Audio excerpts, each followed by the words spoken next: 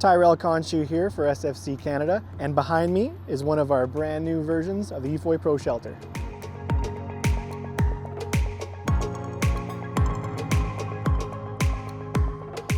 The EFOY ProShelter combines our EFOY fuel cells, solar, and wind all together in a hybrid battery charging system.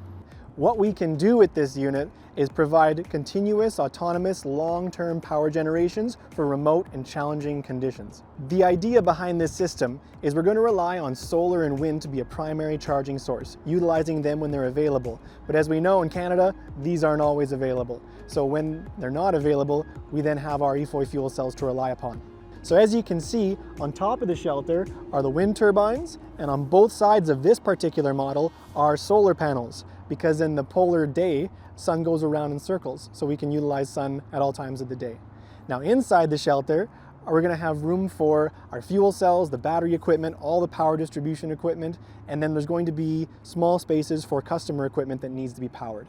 So in this half of the ProShelter, we find all of our power distribution equipment. So behind me on the floor, we have our large battery box, all of our control panel equipment, solar distribution, wind distribution, and various other electronic components like temperature sensing, alerting, alarms, things like that. There's about enough room for 3 or 4 people to work comfortably while being sheltered from the elements. And then this half of the ProShelter is where we have our EFOYs and fuel storage. So in this model of ProShelter, we have room for 6 EFOY Pro 2800s, their fuel managers, and plenty of room for fuel storage above and below the tables here. So with 6 EFOY fuel cells running in this compartment, this is where our heat generation is going to be. And we actually have fans joining to the other compartment to make sure we can keep that adequately heated as well. And as you can imagine, because we have so much room for fuel storage, this is how we're achieving that 2 to 3 year benchmark of autonomy. So what we're doing with these shelters is we're just providing power where power is just not feasible and easy to get.